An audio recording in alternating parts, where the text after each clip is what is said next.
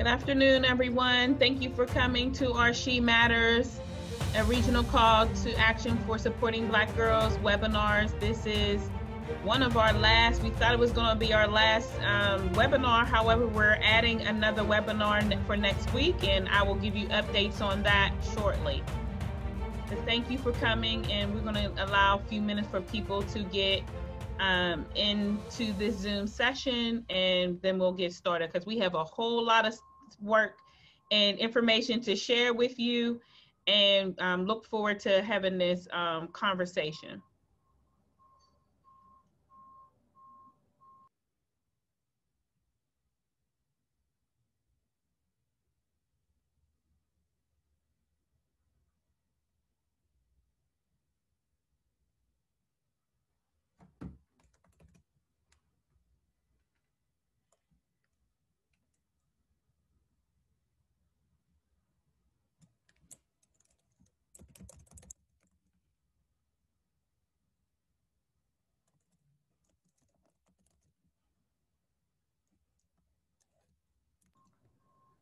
All right, we're going to go ahead and get started. My name is Kathy Elliott. I'm the CEO of Gwen's Girls.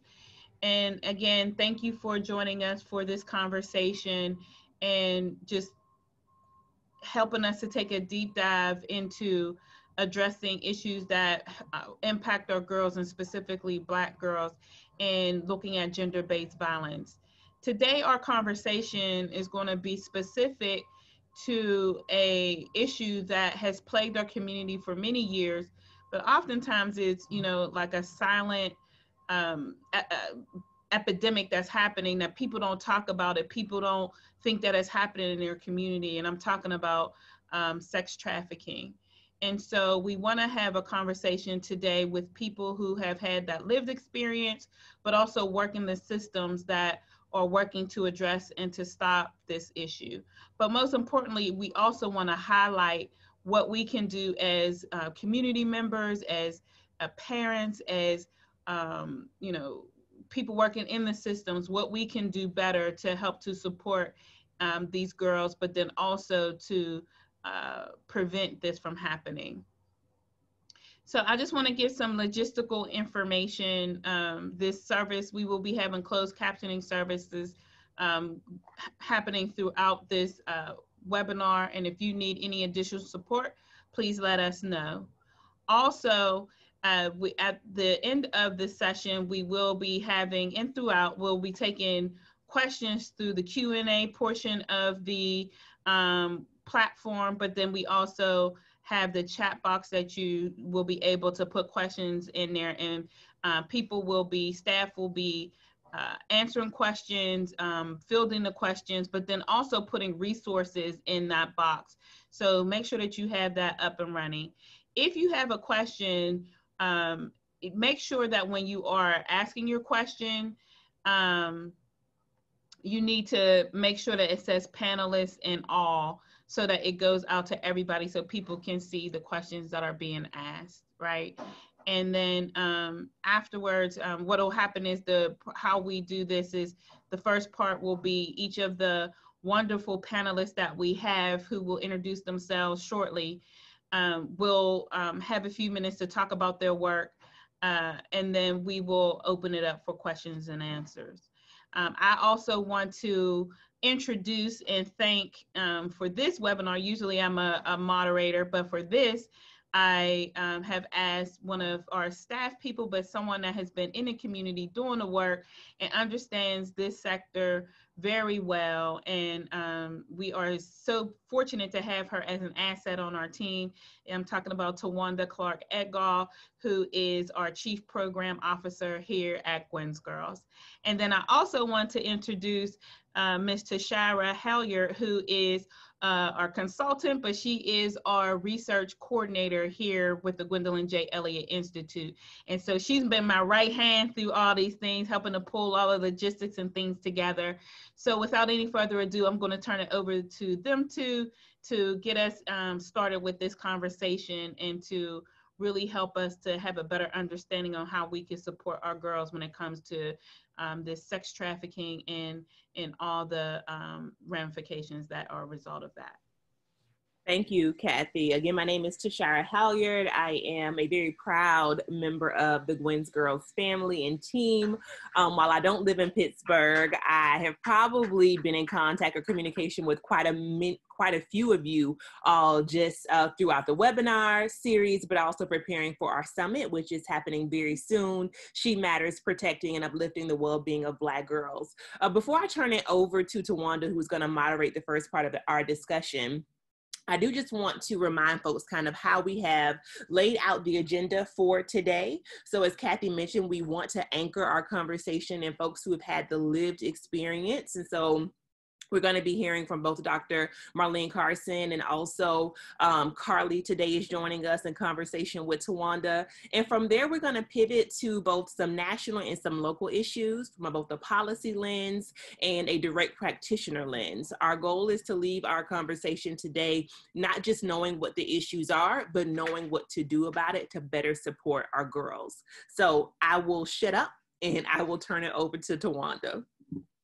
Good evening. My name is Tawanda Clark Edgar. I am the Chief Program Officer here at Gwen's Girls and have been fortunate enough to work with a lot of our young people as well as our Human Trafficking Task Force here in Allegheny County, Beaver County, and Washington County.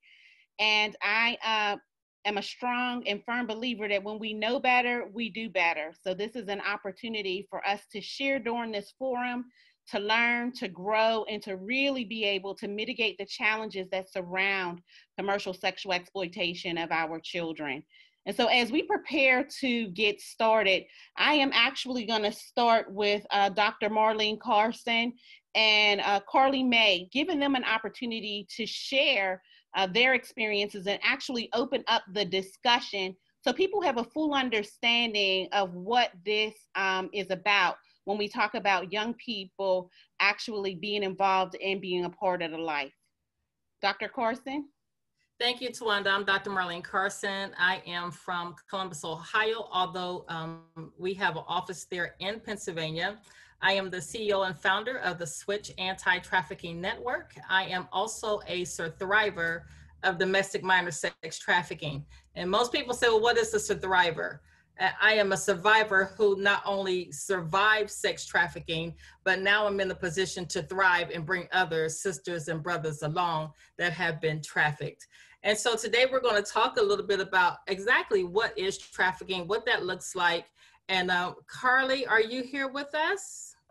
I don't see you. Yes, I am. Hi, Carly. And I have the pleasure and honor of being with Carly today. We're going to let Carly tell a little bit about her story. But before we get into that, I just want you to know that there are so many ways that victims become exploited. We're going to talk about a few of those ways today. But the one thing that I really, really want you to leave out of here with is that no one chooses to be exploited. Regardless of what you think, no one chooses to be raped on a daily basis. No one chooses to go and be sold on a daily basis. So we're going to get into that. But Carly, I'd like for you to introduce yourself. Tell us a little bit about yourself, and we'll get into a little conversation. Hello, I'm Carly Maid. I currently work with Gwen's Girls right now, helping out with our Begala girls.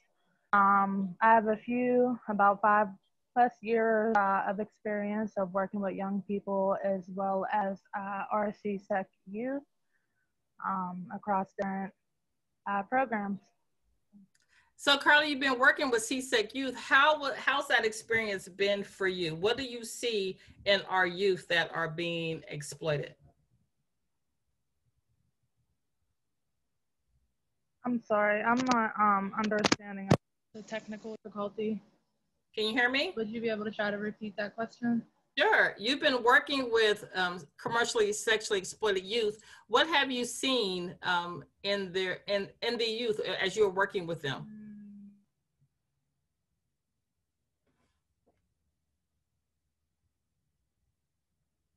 I think she just froze.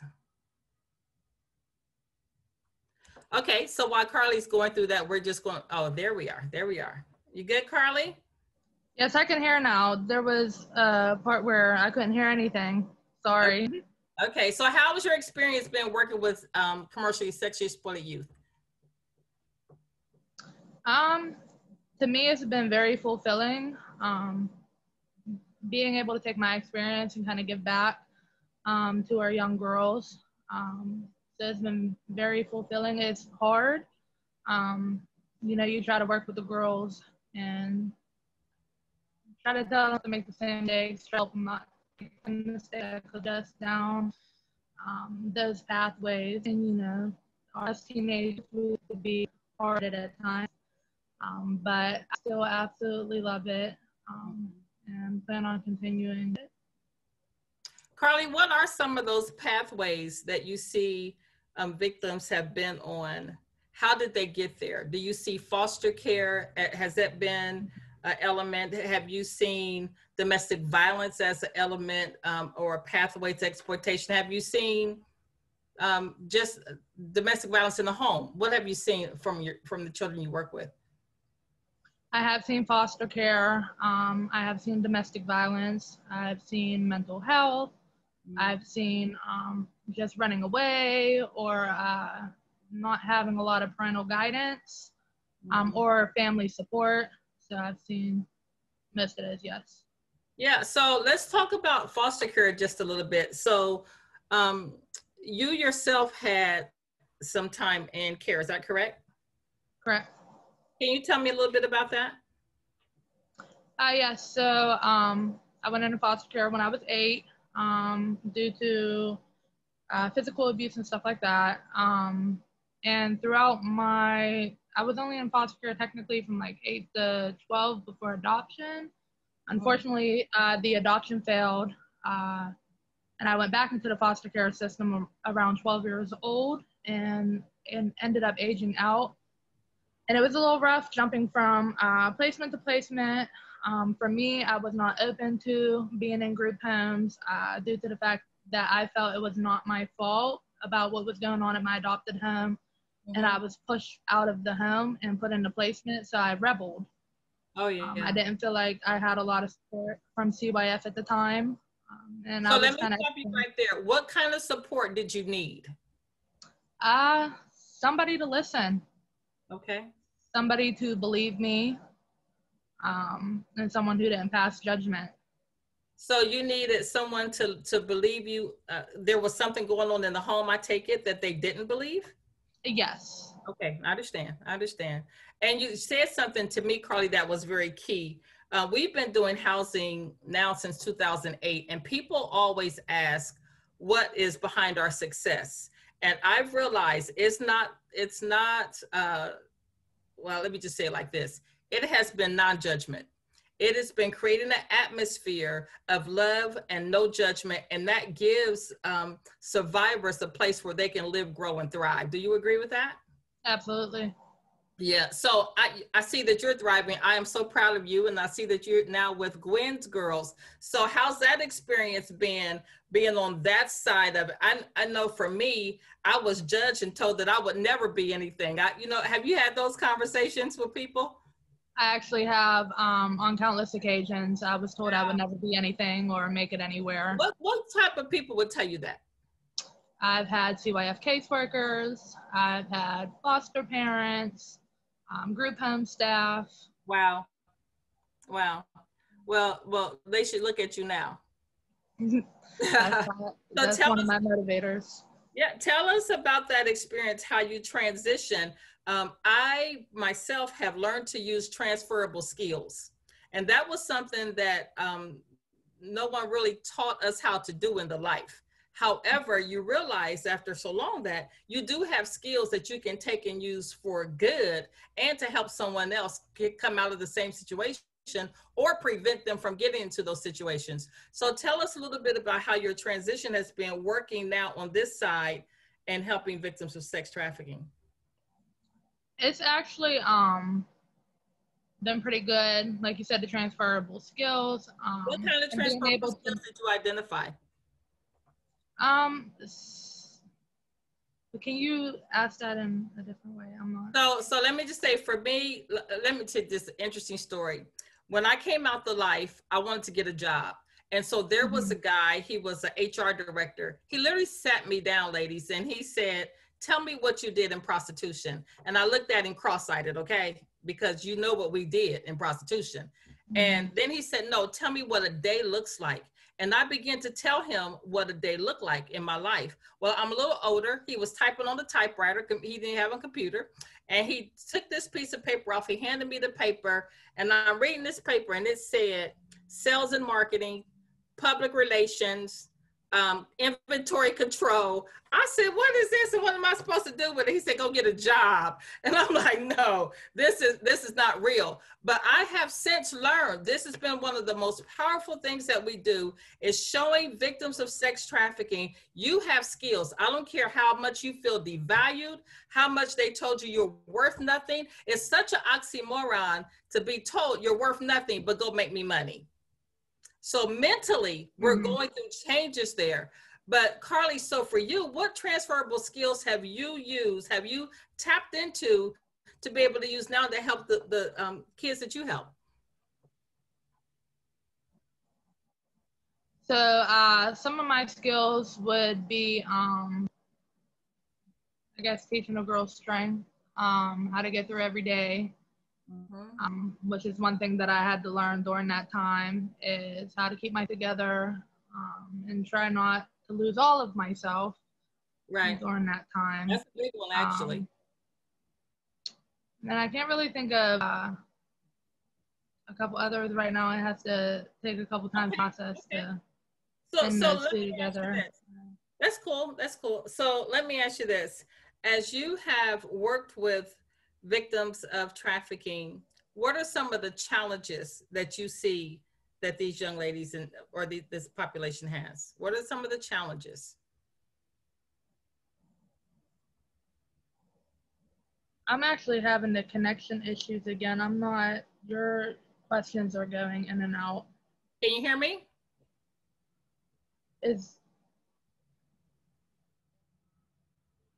So Tawanda, I'm gonna scoot over to you. Right. I know you also work with victims. So tell me some of the challenges that you see that they're currently having. Right. I think that one of the challenges is that there is not recognition of the fact that they're being trafficked. And so language is so important. Yes. We have to remember not to use terms like trafficking, exploitation. Our young people don't understand that language. And so when we're talking about being exploited, very often they don't know that that's what's happening. They think that this is just someone that I got involved with. He's a little bit older, but that's okay because age is nothing but a number. And so as a result of that, they end up being in situations that they may not know how to get themselves out of. Absolutely. Tawanda, do you know, I used to do street outreach a lot. And I was asking a young lady, was she being trafficked? She said, ma'am, I don't even own a car. Right. Literally, they don't understand that language whatsoever. So you have to talk to them on their level and in their world, period. You know, yeah. Right. Absolutely. Absolutely. I think too that it's really important. You and Carly both touched on something that I think people need to hear. Is the whole part about transferable skills. Yes. The whole part about resiliency. Young people that are in this life are very resilient. And they not only come out of it, they come out of it, like you said, and they thrive. They do very well. So let me say that on that note. Let me say something on that note, Tawanda. To me, for agencies and caretakers, I felt so many times like I was being pampered, like some little fragile victim of trafficking that couldn't do anything. And half the time, I would look at people like, are y'all serious? I probably have gone through and survived more than you ever will. Right. And so I think that we need to build on strengths, period.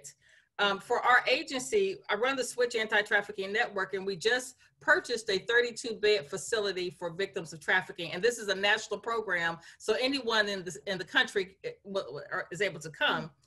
But the one thing that I personally have created this culture of, we don't hear victim stories. Now, for the caseworkers and the social workers that's listening, don't panic. They can see a counselor, okay? They can go sit and tell their counselor anything they want. They can tell their lawyer anything they want. But for the culture in the program where there's other survivors, we build on strengths, and we don't stick to we're not going to repeat your story. We don't even want to hear it, to be quite honest. Trust me, we know the story very well. But to be able to build on strength and get them to move from where they are to where they really want to grow to, I think is pretty powerful. What do you think about that, Tawanda? I definitely agree that it is indeed powerful. And it's amazing when you see young people get to a point where they are thriving and they do very well and they're resilient and they can come back and they can actually support other young people. Yes. Carly has been quite an amazing asset. You know, I want people on the line also to hear a little bit about what are some of those tactics. We talk a lot about push-pull tactics, but what are the tactics that actually push young people into this life and allow them to be caught up in this situation? What are some of the things that we can highlight for those professionals that are on the line that don't know, those parents that are on the line that don't know? What do they need to be aware of when we're talking about young people that end up in this life? First of all, again, I think people should know that this is not a choice. It may be lack of knowledge, it may be lack of understanding, but it's definitely not a choice. And so when there's no options, there are no choices. I've talked to many victims of trafficking that domestic violence in their home may have pushed them to run because they weren't running to something, they were running from something. A lot of sexual abuse. I was reading one report recently and it said that 51% of females that are being trafficked because of romantic interests. So what are you not getting at home? What are you not getting from those, your caretakers and those that support you, that is being void inside of you, and you're trying to find this love in all the wrong places? And that's something that's very, very real. And so a lot of times when these young men, women, whoever, I know in our city, they just did a report, and 51%, literally 51% of our traffickers are white women over 40. That right there blew my mind, because it's this whole stereotype that it's a Huggy Bear. It's a black guy with a pimp hat and platform shoes and with a pole. No, and driving a caddy. No, that's not him. It can look like anyone. And people really need to know and understand that a trafficker could be male, female. There is no profile that we can actually put on a board that says this is what a trafficker looks like, because it could be anyone, literally. Right. And in addition to that, I think we want to be really clear on that, because when we get stuck in those stereotypes of who people are and what people are, that becomes the challenge, because we're expecting a one particular group.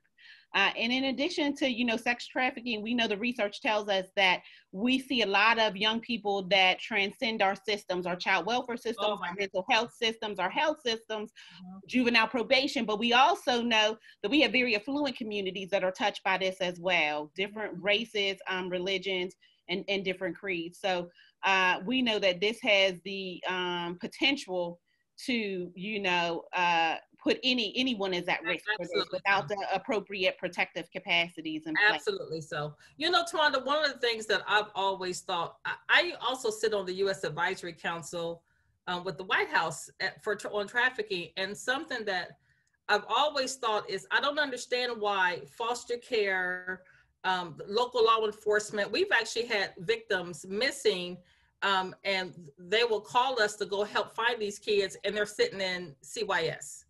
But there's no communication between agencies.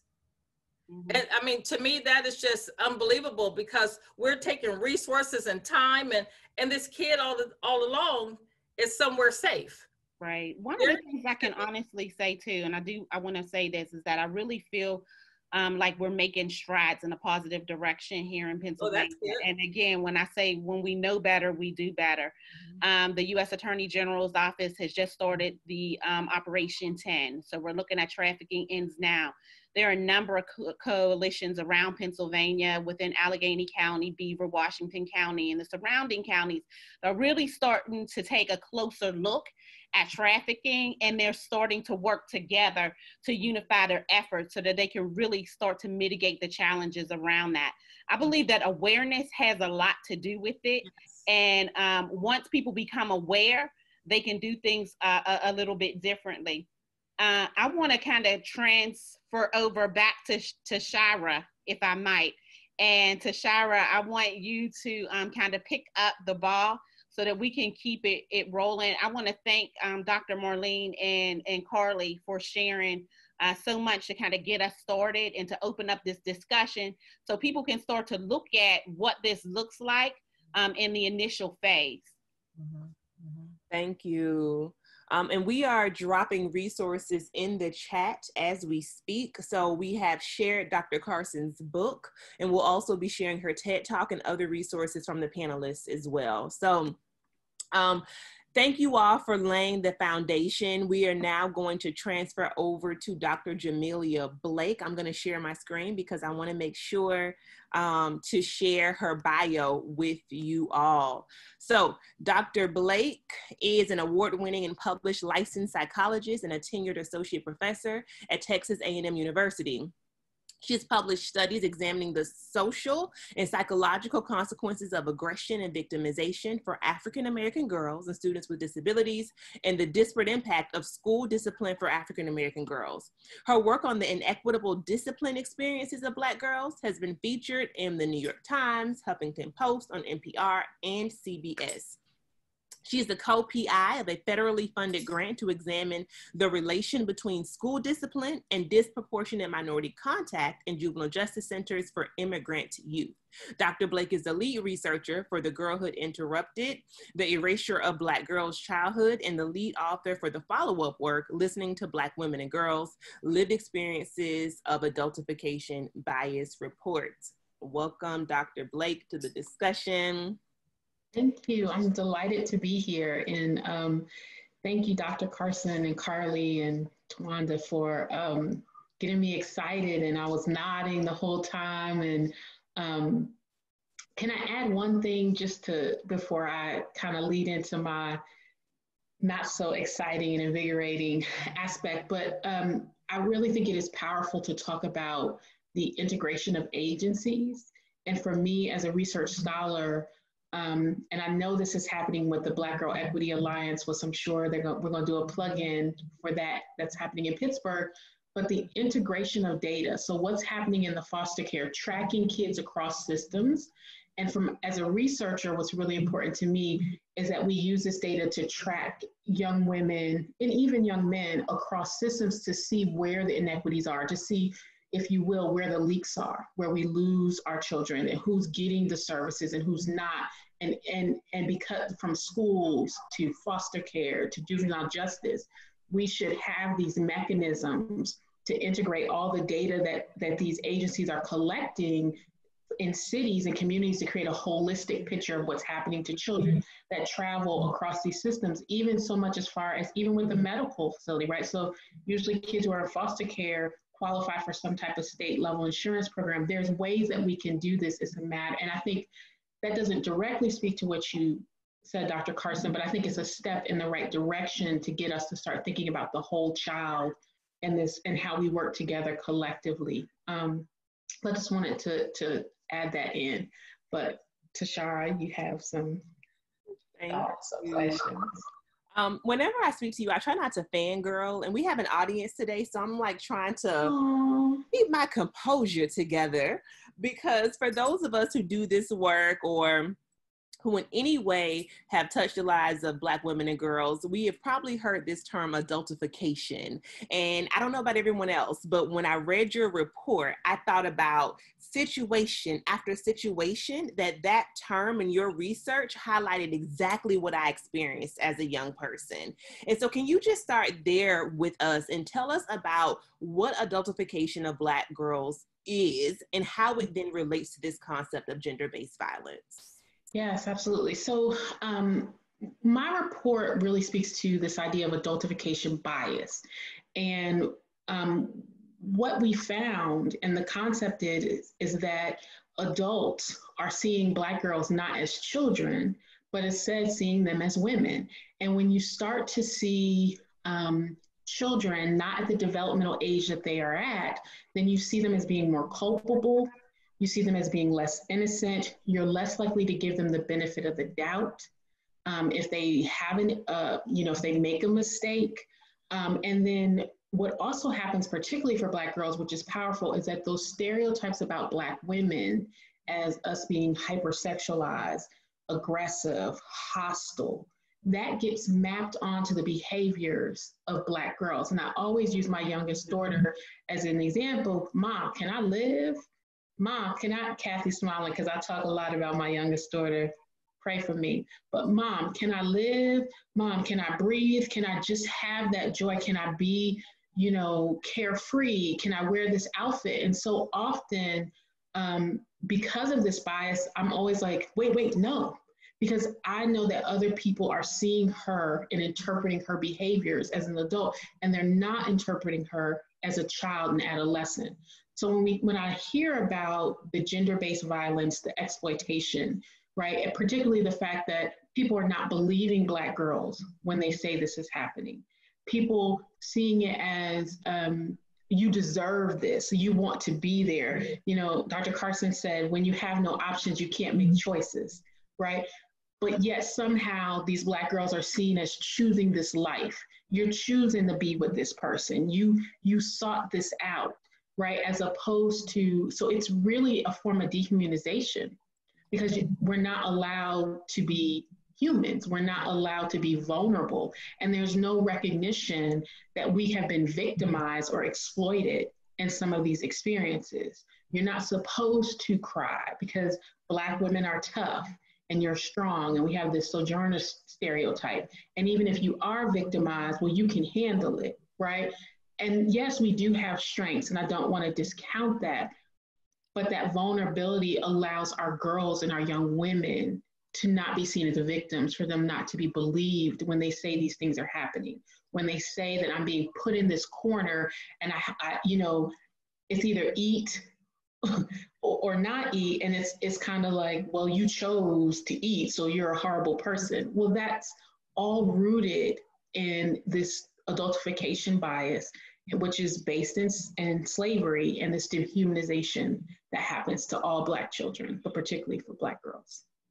Yeah, and the point that you mentioned about it being a choice, Dr. Blake, someone actually mentioned that in the comment, talking about working in a public system, and that some of the more seasoned staff would turn to the young person and say, well, you've gotten some benefit from being trafficked, and that they had to repeatedly explain that the young person is likely in situations that they don't want to be in and may not feel any other options, and that the few dollars that they may receive doesn't equate to a young person wanting to be in that situation. So it just harkens back to exactly what you just said about this idea that young people have choices when they have these lived experiences.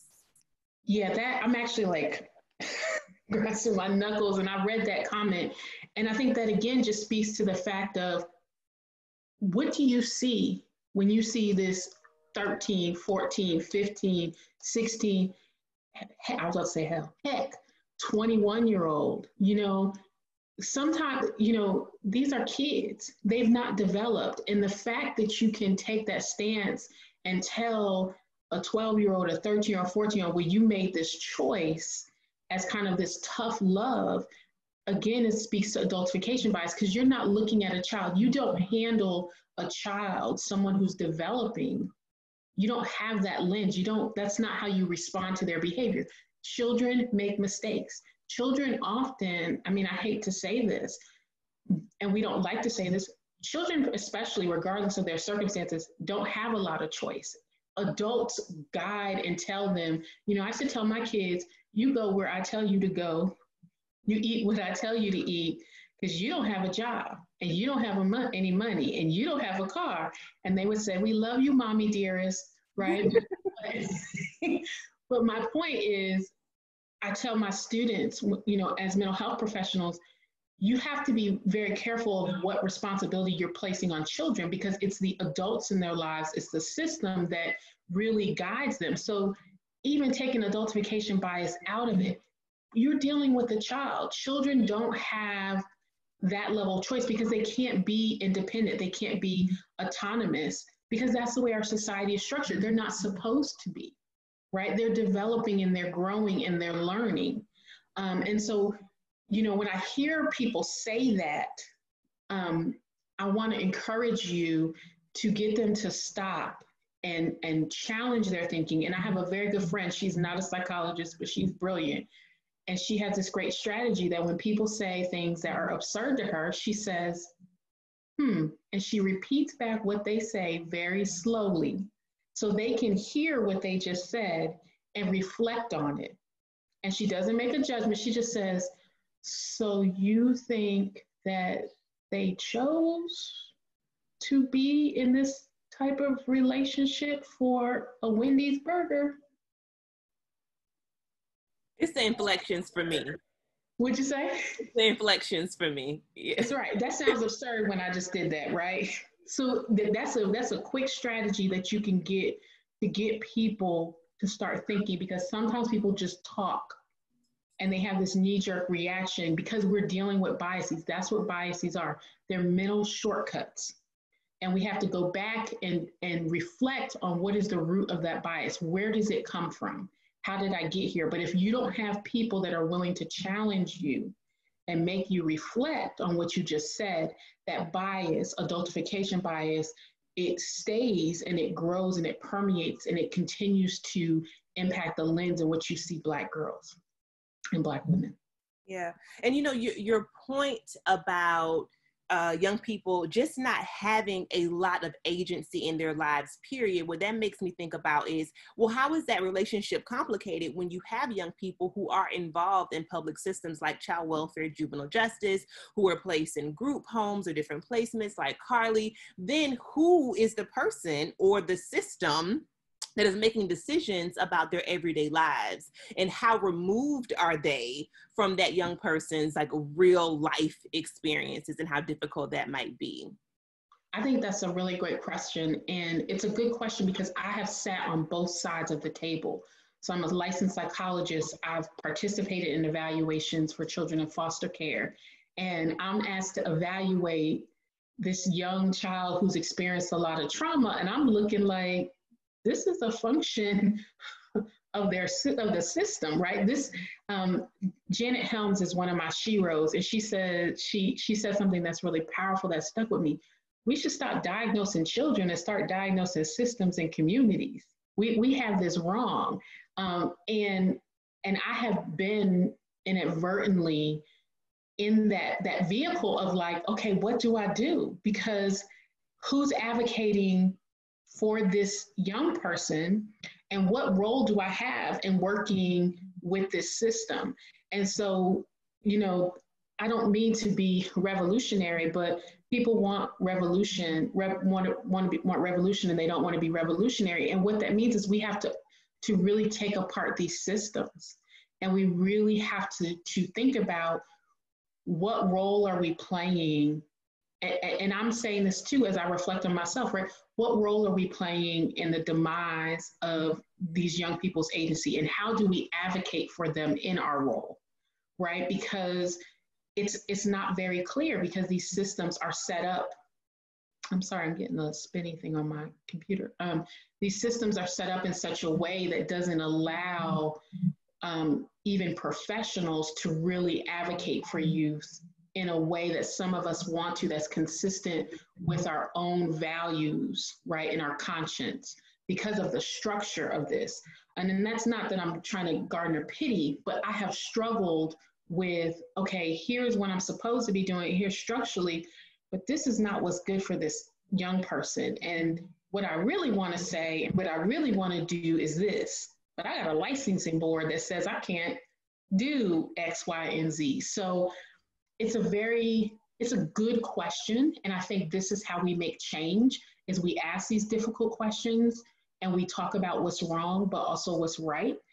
But in my opinion, we have to start peeling back the system and the policies and the structure of it to really evaluate, is this helpful, right? Not we've done it this way, it's structured this way, this is how we get kids services who are in need of services, but okay, yeah, we did that way for 100 years. Now it's time to look at, is there a better way to do this? Is there a better way to get services that promote agency in you?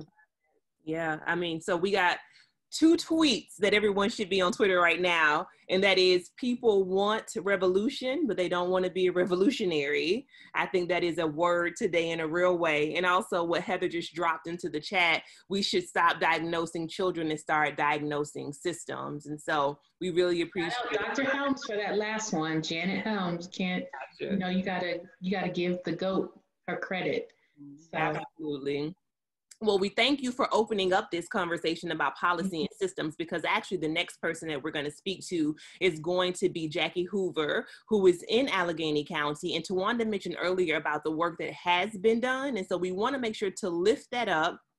The data analysis alone, I would say, as someone who sits from a national perspective, is very, very impressive, because other jurisdictions are not doing the work in the nuanced ways that you are in Pittsburgh and Allegheny County. So really quickly, I'm going to share my screen because I want for us to see Jackie's slides, but also a bit about who she is. So Jackie Hoover, LSW, has over 25 years of experience in child welfare. Currently, she's the Deputy Director for Allegheny County Children, Youth, and Families.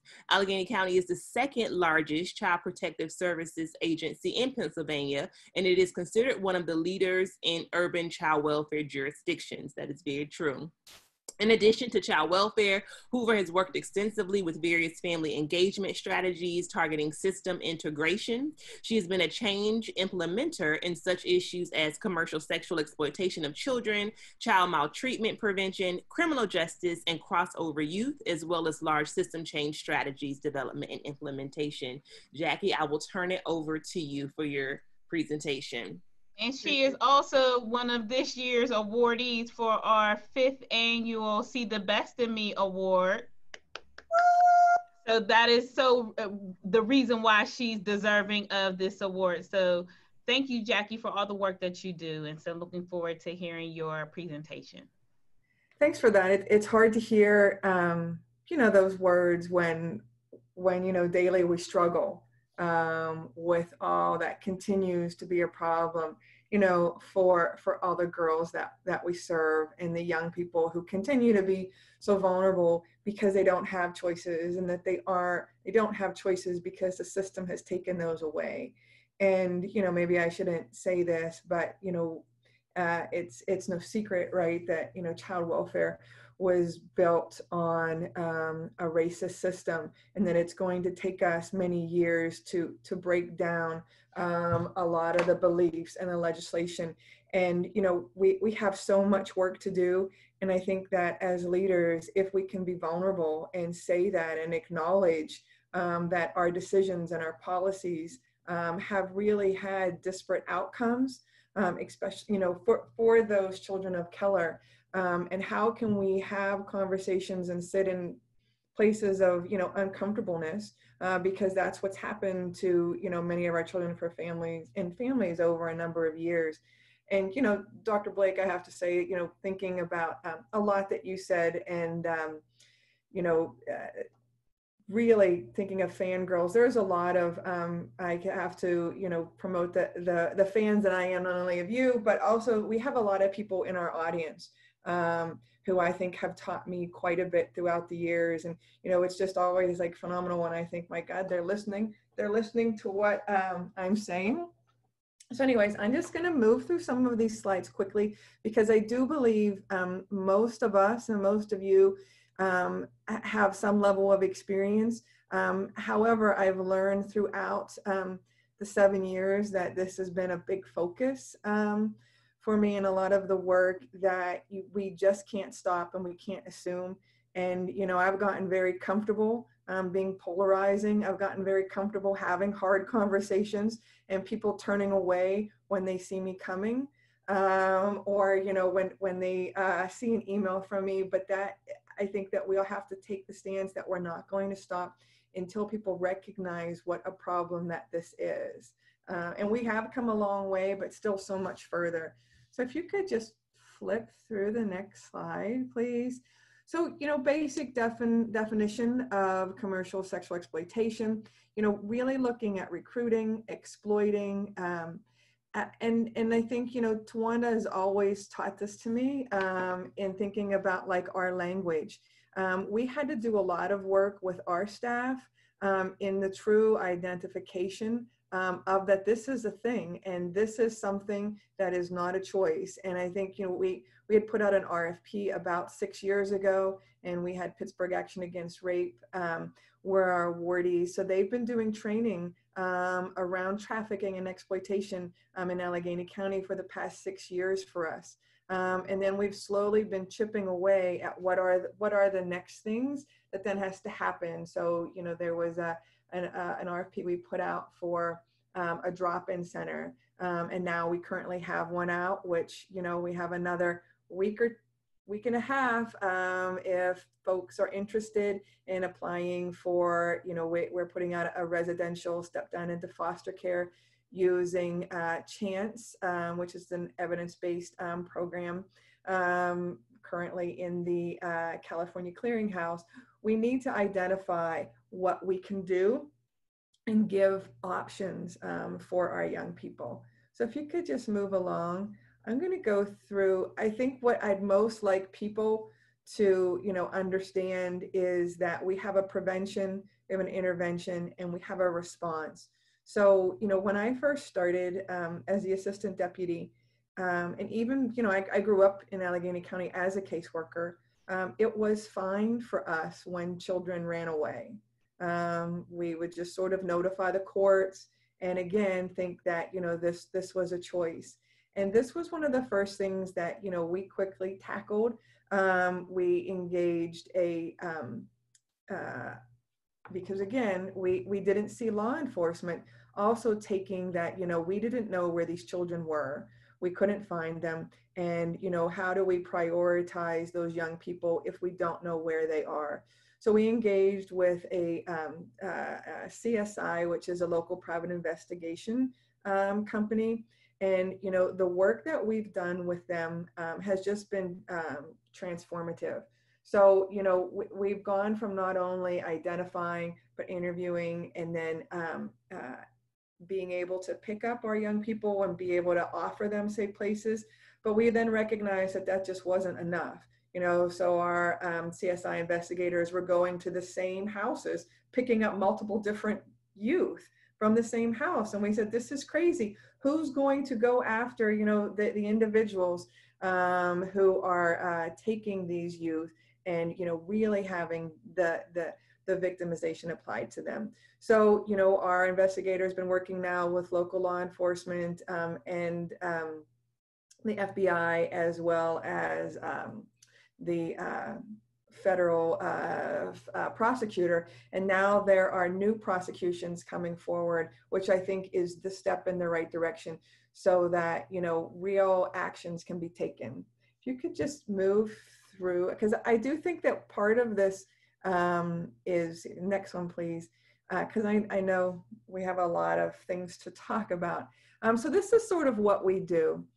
So about 2 years ago, there was legislation changed that identified child exploitation in the Child Protective Service law. So that was the first time we were able to put an indication of child abuse to it. So you'll see, you know, this is how referrals will come to us.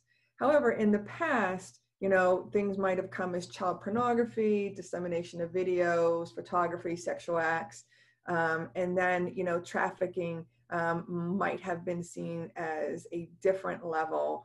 And we're trying to work around that language and, you know, sort of have staff and, you know, mandated reporters, you know, understand what sexual exploitation is and really sort of move away from that language of trafficking. So if you can go to the next slide.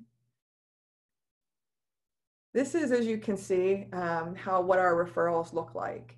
And we don't believe that these are our right numbers.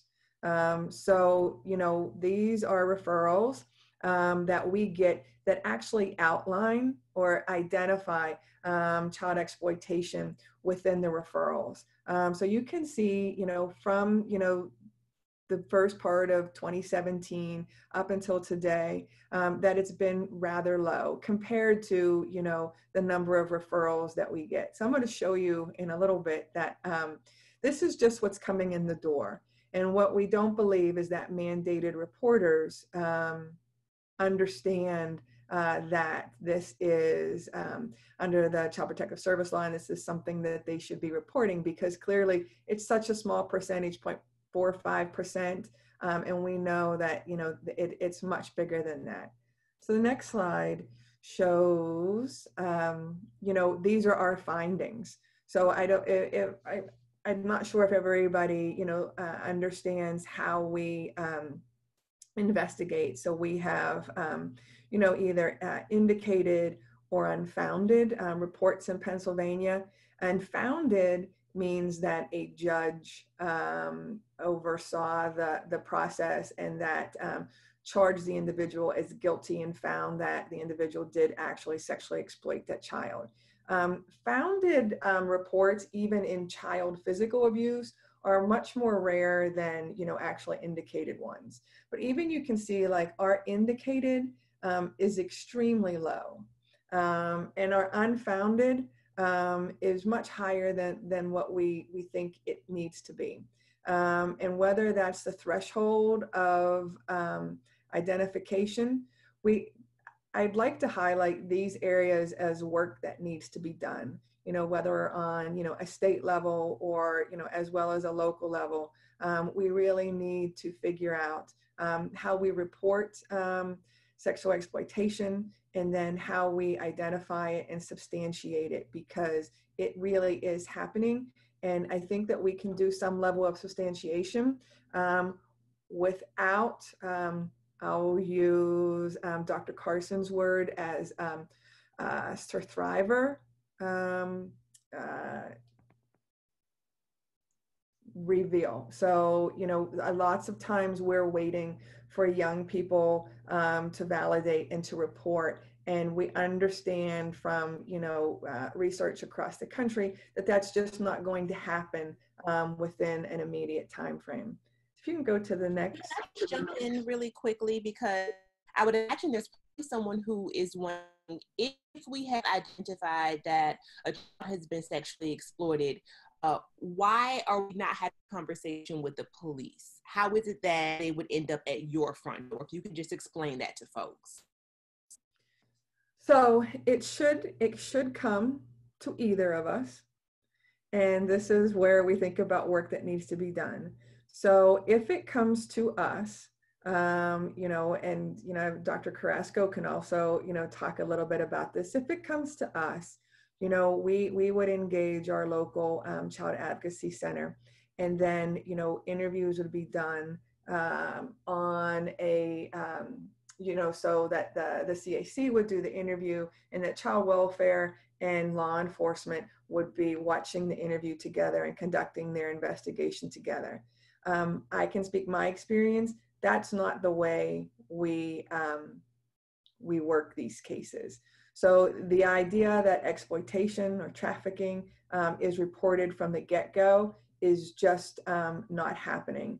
What happens is, or if it does happen, then, you know, the survivor doesn't reveal that this is happening to them. And then, so that's why you see so many unfounded counts. So, you know, we think that if we did a better job at engaging and using more peer support, and actually like hanging on. So I think in Pennsylvania, it's challenging because we have 60 days to complete an investigation.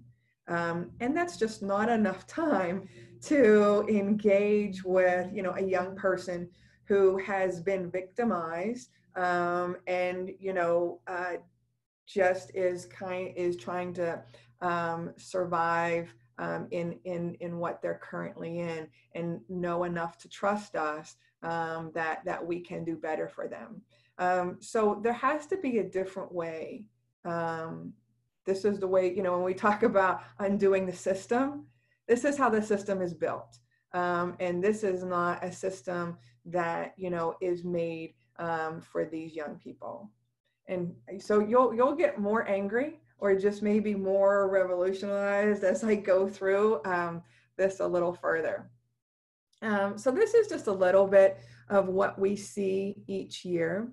And, you know, all of us know, so in Allegheny County, sexual abuse, we can lump all this together. Sexual abuse is, you know, really about 20% of, if that, about what we might get in a year.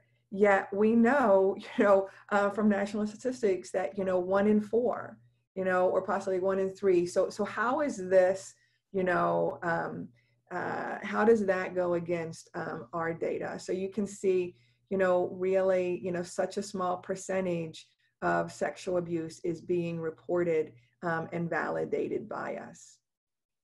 If you go to the next slide, this is where I think we could start. So if you, and I'm going to give everybody a moment to look at this. So one of the things that was striking to me is the low reporting. It's often like non-existent of residential staff. So I think of all of the young people that I know that, you know, in just, you know, 3 seconds of a story, you know sort of what's happening even without a clear assessment. And, you know, my experience tells me that a number of our youth in congregate care facilities are more, you know, at risk, are more likely to be trafficked, are more likely to be sought out. So why is it that, you know, our reporters are not reporting that? Hang on. So I just want to give you a moment, because if you go to the next screen, you'll see where we have it by race. So, you know, white youth were more likely to be referred to by law enforcement, behavioral health facility, or private, you know, mental health practitioners, where Black youth were likely to be more reported by school staff or by CYF. And, you know, I've been thinking a lot about what to do with that data.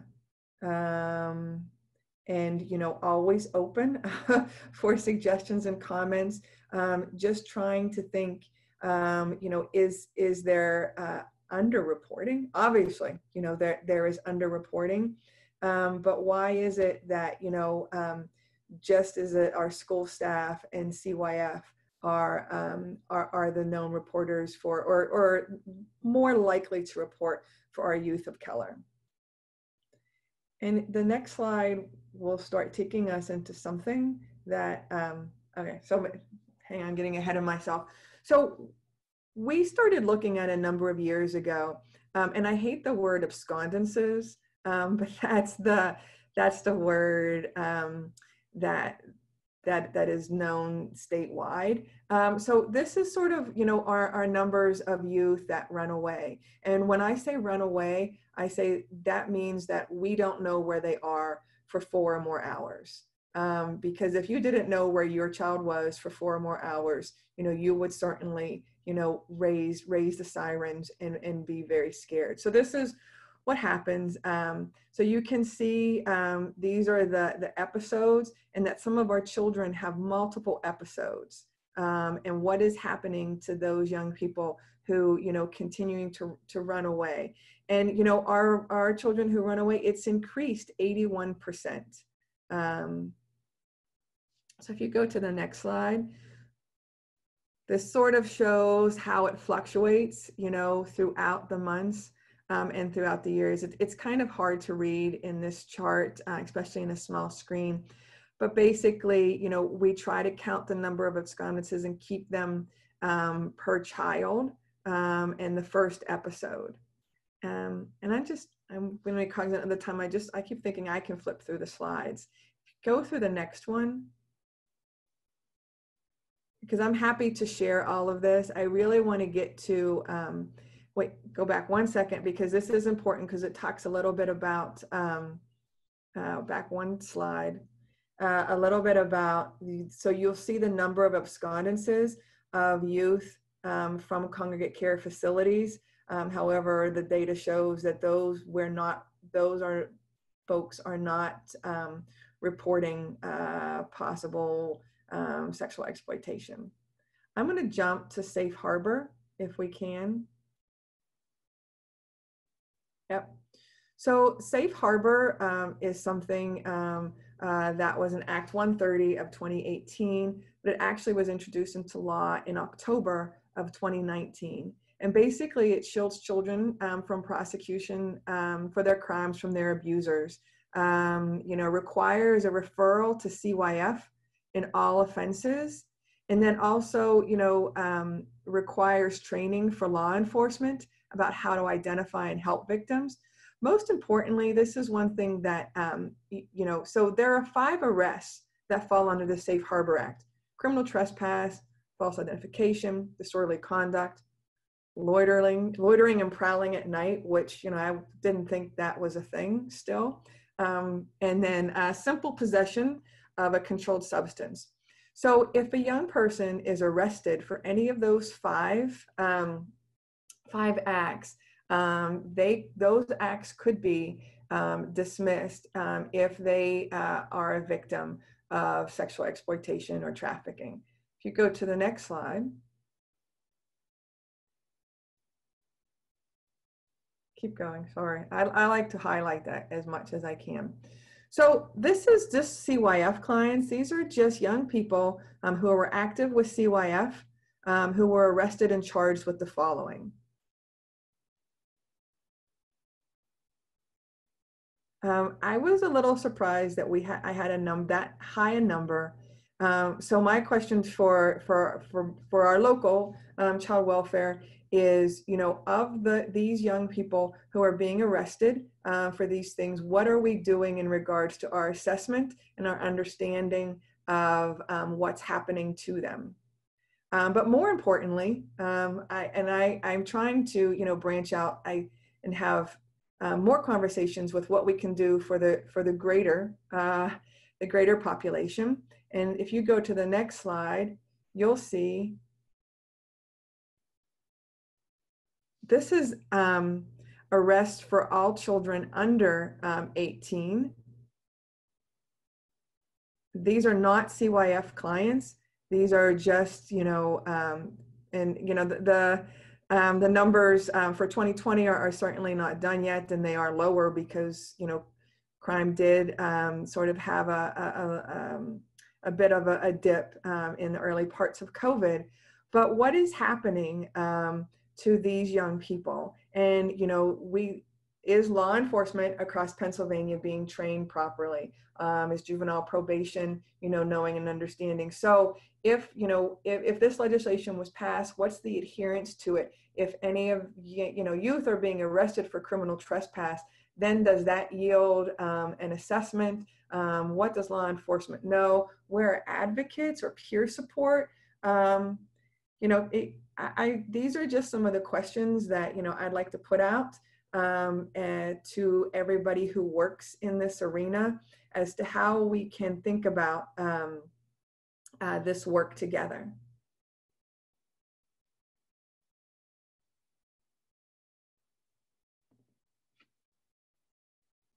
Thank you so much for that, Jackie. And your conversation elicited a lot of conversation in the chat box. So one of the things is about this use of language continues to come up. And Carly has made a really good point that a lot of young people do not see themselves as victims. So what people are wondering is, how are we going through that intake process at the beginning, since there's only that 60-day time period for the investigation? What question can we be asking to ensure that we get to the right young people? Yep. So that's a great question. So, many years ago, I had, great aspirations that, once a youth was picked up or were identified, that we wouldn't interview without peer support. If most young people, including my own children, if you see me coming to talk to you about this, the chances of you telling me much of anything are slim to none. So, we thought that we could use youth support partners as a way to sort of brokerage that conversation. And, you know, we still have yet to figure out how we do that in a way, I think that, you know, is supportive of both the YSP, which is the youth support partner, as well as the young person. So, you know, one of the only ways that I can think of to do that, right, is to, you know, hire more caseworkers who have lived experience. And, you know, we have tried to do that, and that has been, you know, a slow growing sort of role across the agency. You know, we have 348 caseworkers, and so the number that have lived experience is less than 5%. So we can certainly do better than that. However, you know, we do have to recognize that we developed an assessment 6 or 7 years ago. It's already dated. The language in the assessment is dated. So I think we have to continue to learn from our youth and from, you know, special advocates as to what is the language that we use, because the minute we learn it, it's going to change. So I'm open to other suggestions around that. But, you know, we have changed training. Tawanda, you know, I'm still, Tawanda was stolen from us. I will have to say that, you know, you had to say that publicly. But, you know, it's great to see her in this work. But, you know, we had a training that, you know, after 3 years had to be totally revamped because it really was taught from a different system perspective. And Tawanda helped teach it from a youth perspective. But Jackie, I would say that that's good, that we shouldn't have trainings, like they become stagnant. So we need to keep developing. These things need to be nimble. And I can't speak especially to kind of the language, but I will say as a psychologist, when I'm interviewing youth, I really try to be like, I know you think I'm a dork, right? So I know I lost cool points. I don't even try to pretend, but I'm asking them, what's this called? Help me out here. And I give them a little bit of power because they become the expert and and sometimes I know more than I let on that I know, but I give them a little bit of power and confidence to kind of, you tell me what it is. You help me. And I play the Columbo. I teach my students, be Columbo. If you don't know Columbo, he's a detective who played dumb, right? And he asked stupid questions and wore dirty trench coats. So I do a Columbo strategy. Like, yeah, I'm lame. I know I'm lame, you know, I drive a Highlander, you know, and I got these orthopedic shoes on right now. I'm lame, but you make me not lame. Like you guide me, you tell me instead of me trying. And I think that there's a level of humility that we as professionals need to have if we're committed to this work. So it's not possible to always be on everything, but I mean, that's just one idea or thought. It's not perfect, but I think that's a beginning to help with communication and understanding and helping with identification of what's happening. Just a thought.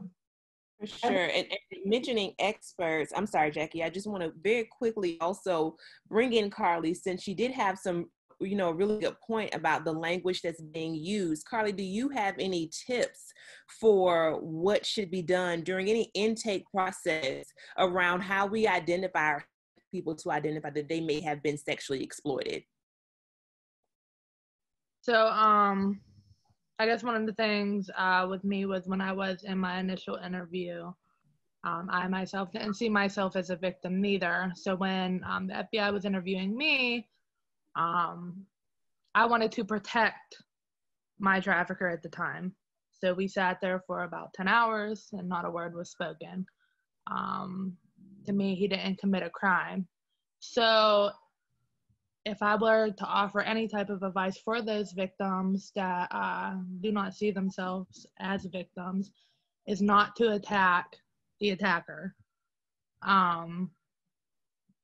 Just to kind of get their story on what they feel happened And then once you start to build the trust with them, or someone starts to build the trust with them, you start pulling that out.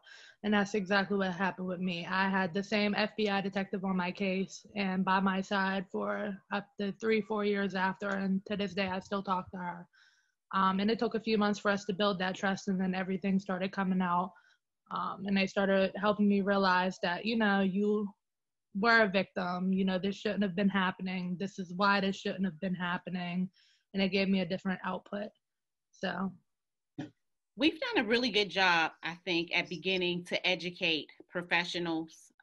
We've even started to educate some community members. Carly, I want to ask you, what are your thoughts about, as a prevention mechanism, starting to do more education with our young people? And so, you know, when I think about what you're talking about, when we actually have young people be a part of that training and that curriculum, it has worked wonders when we see them educate adults on the language, on the, you know, the culture, things that they need to look for. But what if we had those peer supports and we put them in training roles and had them educate as well? What are your thoughts about that? I think that would actually be awesome.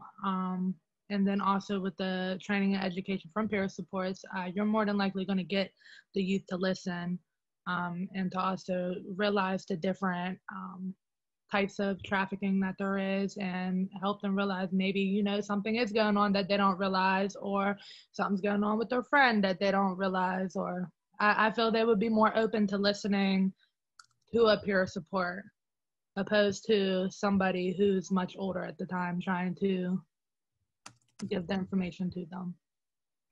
Okay. And I just want to throw this out maybe to Carly, Dr. Carson, or even to you, Jackie, or Dr. Blake. What do you feel are the promising approaches to working with our young people that have been exploited?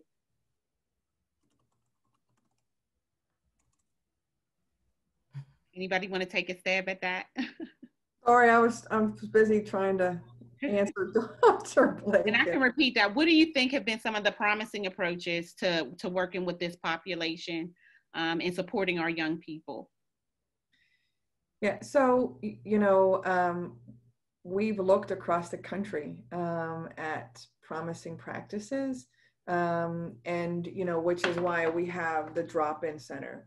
And we put that together before a residential facility because we wanted a place where one intervention could be provided, and that it was what we learned from other places across the country is that it was sort of like a slow growing trust, and that if we could offer, and we do this through our 412 youth zone and through, you know, the traffic stop, that, you know, if youth can go and get a meal, a computer, you know, something else, and that they can continue to come back and feel supported, that maybe we'll get there in a few months.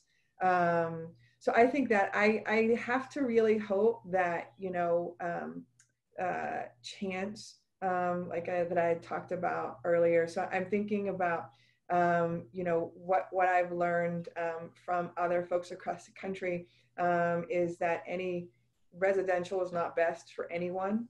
However, you know, being able to have that and then stepping down into therapeutic foster care, obviously family or kin is best, but we do have some circumstances where, you know, family is part of the exploitation. You know, and I think we have a lot to learn from our youth. You know, I've heard a lot of, you know, words from our youth that, you know, you can paint it pink and, you know, put some pretty pictures on the wall, but it's still jail.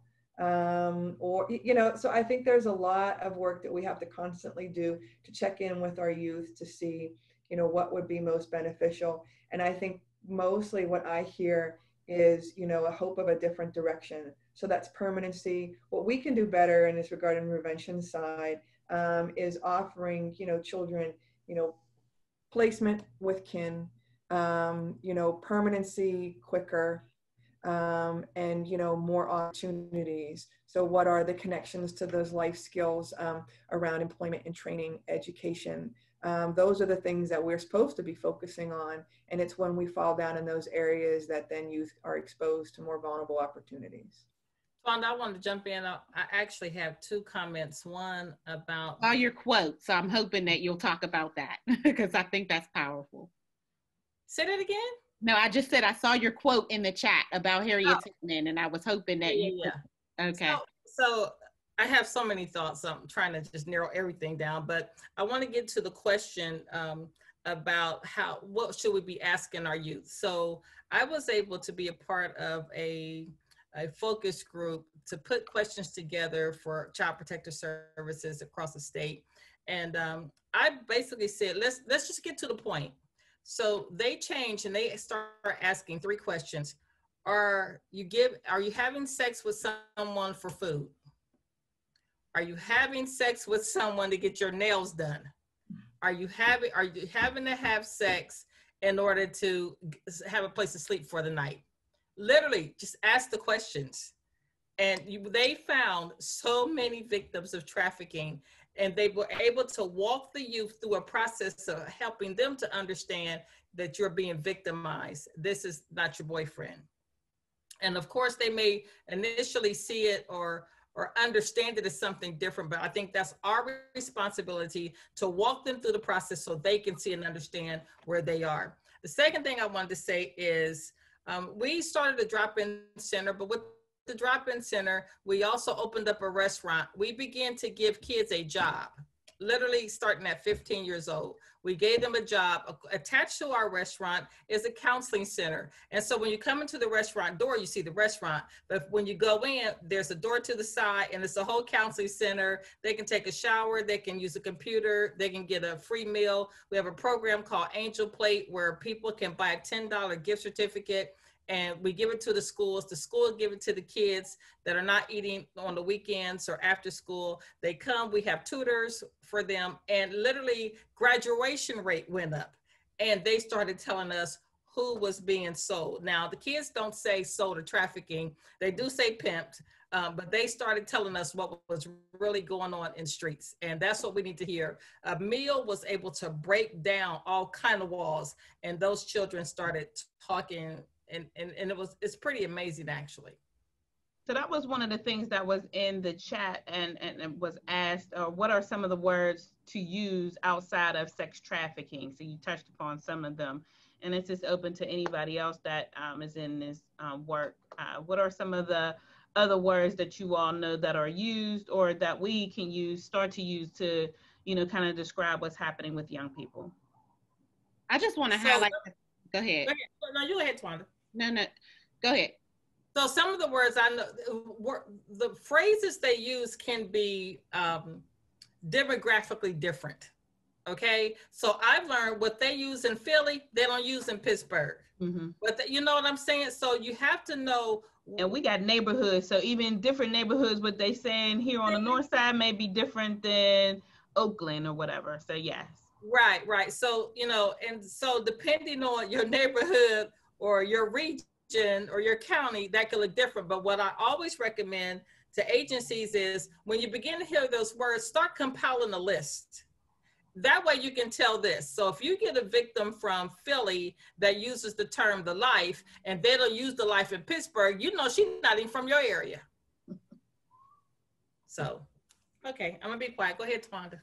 No, I think that's great. I just want to piggyback off of what you said. And I think one of the most important things to remember is that when you're engaging in this conversation, to be non-judgmental. And sometimes that's difficult for adults, but you really want to be non-judgmental and as supportive as possible. Carly, I want to just throw this out to you one more time. Can you give us some possible strategies, techniques, language that you can use with young people that is not judgmental? I would just I'm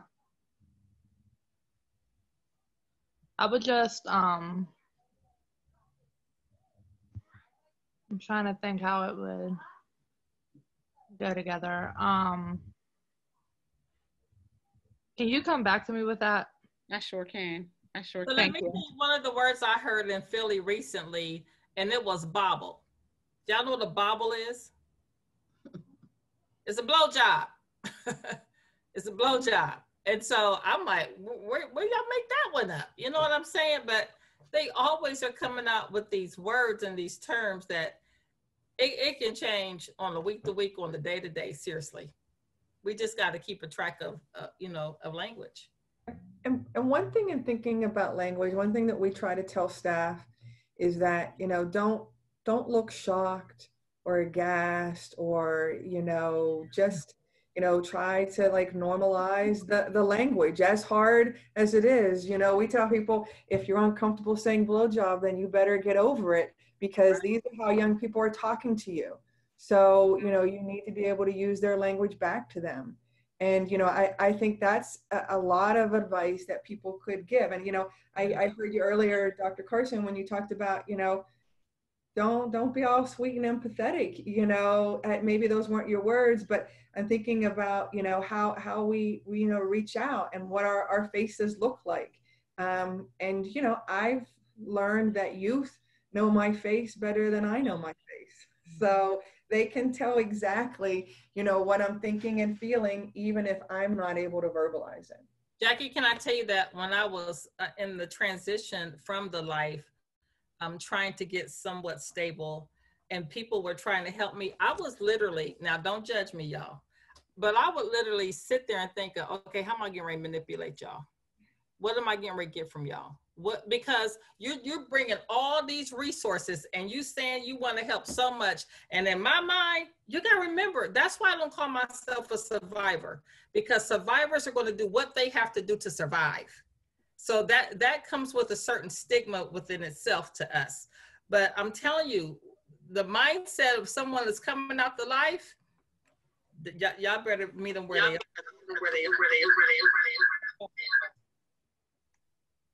Okay. I want to thank you, Jackie, for that was a very great discussion, and everybody that actually lent to that. Dr. Dillmore, as we get ready to further this discussion, I'm really excited to hear about some of your research and some of your findings and some of the work that you've been doing as well. And so for those of you who don't know, Dr. Dillmore is a licensed clinical psychologist and professor in the Department of Psychology at Carlow University. She holds both a PhD in psychology and medical science. Her clinical training and background include extensive experience in working with children and adolescents. Awesome. So Thank you. Yes. Great. Thank you, Tawanda. Thank you, everybody. I'm really happy to be here in discussion with all of you. I'm going to take more of a clinical edge because most of my work is sort of like boots on the ground, working with youth, both in terms of evaluation and placement. So I just wanted to sort of piggyback on what I was hearing in this wonderful discussion that we're having. And I think this is really important for all of us professionals that are doing this work and in this work, that I think we have a tendency to be territorial. And this is no place to be territorial because youth can tell. So, and I see this all the time among my own colleagues, that we need to have a place where we come together as a community, which is mental health professionals and professionals in the justice field and all of, advocates, et cetera, coming together, because what I think we need to understand about these youth is they've been taken out of their communities and they now need to be put back into a community. And I think it's more than just a strength-based approach, but it's also a community-based approach. It's re-entering them back into where they've been involuntarily taken from and trying to rebuild a life for them, with the supports of everybody, because there's not just one professional that has all of the answers. So I think that's a lot of times what I see, that, people are fighting for, well, this is what I know, but this is what I know. But when we can combine all of those efforts together, and I think that's, they really thrive when they're getting a more of a holistic approach, as opposed to just like a, one-centered approach. The other thing that I've seen, that I've noticed clinically, and sort of just logistically, and I don't know how to go about this, but a lot of times I've seen the girls in juvenile detention centers. And I think that sends a message that we don't necessarily want to send them initially. You know, some of them have been put in police cars and taken to detention centers, secure homes. And when I've talked to the girls a lot, they talk about being treated like criminals. And I think that's the wrong initial message. So it's like, you know, you're trying to screen, but picking them up in a cruiser and taking them to a detention center and treating them, some of them are handcuffed. That is, I think, the completely wrong approach for these girls and for these women, because they're not the criminals. So I think just upon entry into the system, there needs to be a different approach because they have not committed a crime.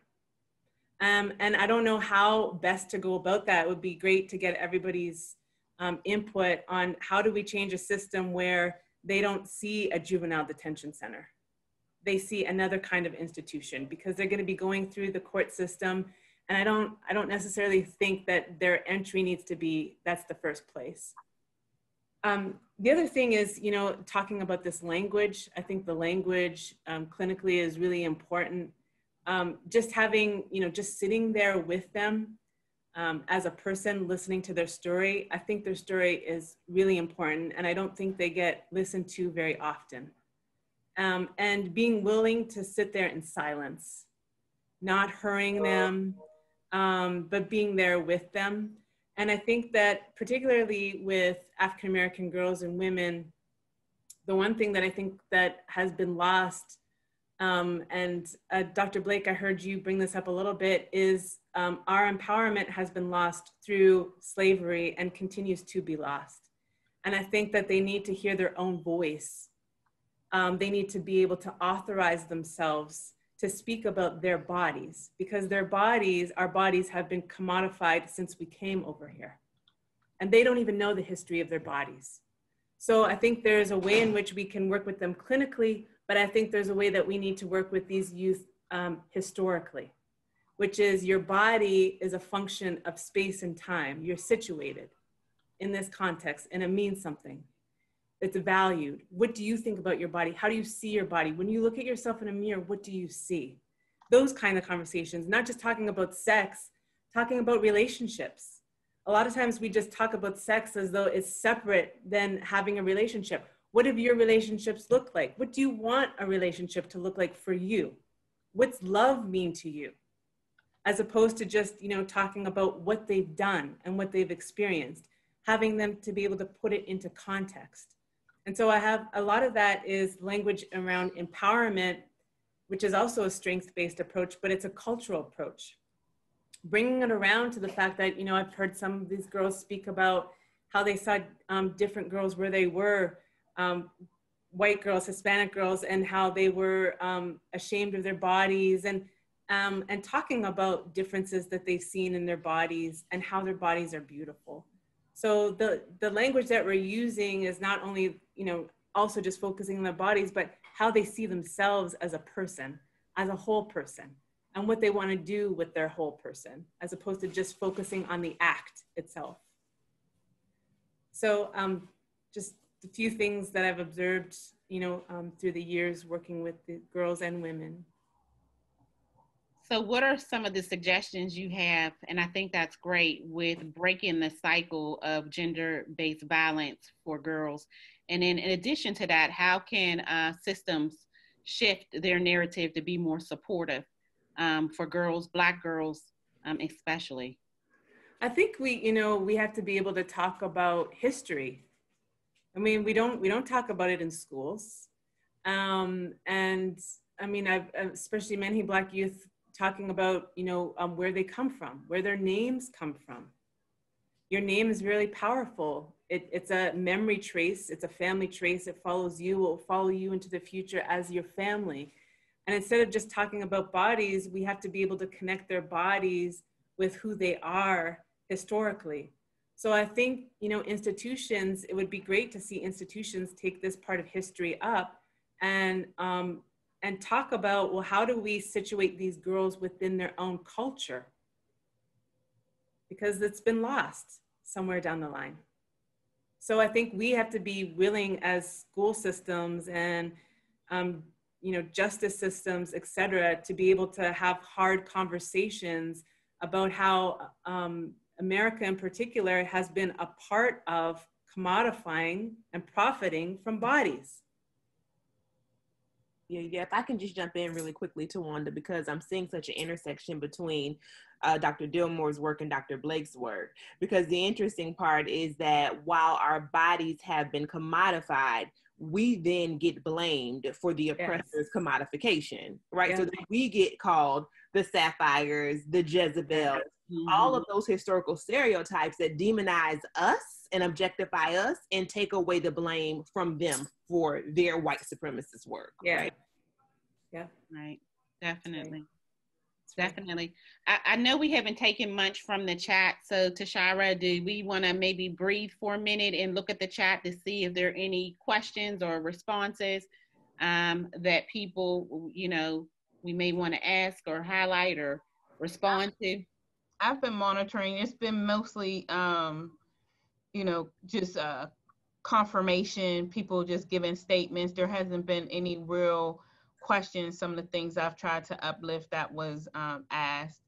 And I just want to remind everybody, when you are making a entry into the chat, make sure it says all panelists and attendees so that everybody can see it. Yeah, one of the things that we haven't talked about yet, and before we turn to Dr. Carrasco, I'm wondering if there's anyone, including Dr. Carrasco, that may have data or insights around what is happening to our queer and trans youth, since I do know that so much of their lived experience, especially when their public system, has to do with sexual exploitation. Any thoughts on our queer youth and our trans youth as it relates to sexual exploitation? As well as I'm gonna add to that too, what Tawanda always brings up is, I know that for the most part there, we talk about girls, but there are boys that are being exploited as well. Right, and I'll just highlight that our boys are 3 times more likely to sell their bodies for a place to live. And you know, that goes unreported. I think the data that I looked at said 1 in 3 of our trans youth or our LGBTQ youth was at risk for commercial sexual exploitation as well. So just to you know, talk a little bit about that, they are at risk. And, you know, particularly when we talk about our trans youth, they're more likely to be put out of their homes a lot faster than some of our other youth and not be able to return home. So they're very vulnerable to, you know, surviving and having a place to live and to eat. And so they're more at risk for commercial sexual exploitation. They are much more at risk because they also have to pay for procedures. They can't necessarily get procedures that they feel that they need done without having the money for it. And so they're much more likely to be exploited so that they can get some funds. And I think they are much more likely to encounter judgmental attitudes from professionals and from everyone. So I think we're less likely to hear about their exploitation generally. Right. And so Dr. Carrasco, that's a perfect segue into you. So as we start to talk about what we see medically, and Tashara, do we have, all right, great. So Dr. Mary Carrasco's career has focused on working with vulnerable populations in high-risk areas by strengthening families, altering the medical and child protection system so their resources are focused on proven strategies for improving health. Working to promote system change for vulnerable populations has been the focus of her work both in Pennsylvania and internationally. She currently directs the team at PMH's A Child's Place at Mercy, which provides medical and psychological services to thousands of children in the Western Pennsylvania tri-state area who are suspected of having been abused. So, go ahead. No, go right ahead. Just one change. We haven't been part of Mercy for about 5 years. Yeah, we're our own separate organization, and we are Child's Place PA. First, I want to say how privileged I feel to be on this panel with these amazing women. And I learned so much, and certainly I've enjoyed listening to all of you. there's not that much I need to say because most of you have covered most of the things. I think the question that had been asked of me was, what do I want medical professionals to know? And as I thought about it, medical professionals, once they recognize trafficking, know all the medical things to do, but I don't think they recognize trafficking very often. And I think the reason they don't recognize trafficking often is a similar kind of thing that we encounter with most professionals. I think Dr. Blake said it very well when she talked about giving the kid power. And as we think about going into any medical office, we think about the power differential, which is sort of baked into the system. And if you don't break that down, if you want to have a successful encounter with any patient, your role needs to be, how do I know this person as a whole? How do I know what this person values, what they need? I think lots of effort needs to go into communicating with a teenager. Most teenagers are not going to come into your office, like they're not going to usually tell their moms and dads everything that's going on in their life until they can understand that you're really with them. And sometimes that takes time. And sometimes we're seeing kids in that first initial encounter and we're expecting them to tell things that they won't tell most people. So you have to try to learn how to do that in a very short encounter. And I think the biggest thing is I probably am, as Dr. Blake said, I'm probably not going to be cool, but I might be someone they trust. And if I can get to that, then I think I can achieve much more. And I think the exact words you use are less important than how it's used. I think teenagers are very, very good at recognizing fake. And if you really have a judgmental attitude toward them, they'll know it. You can use the most non-judgmental words, but they'll read your body language or they figure it out. So you really have to work on understanding your feelings about a kid who is being trafficked and learn to see them as a victim and a potential survivor before you can get them to trust you.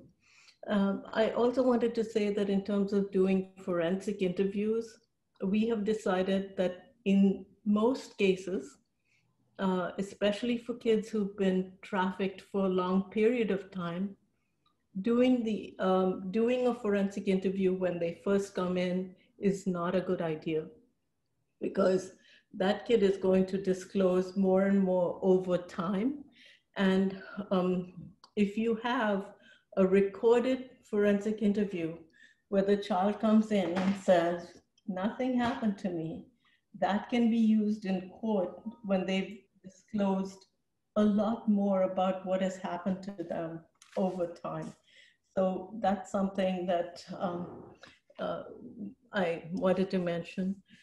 I also wanted to mention that this issue of attitude toward a potential victim of abuse is important for everyone who encounters the kid, not just the physicians. Perhaps the physicians need the greatest remedial treatment in that regard, but everyone, because if I see a kid for a short period of time, and especially a kid who has been trafficked, I might need, they usually have poor healthcare because they haven't been going to a doctor and so on and so on.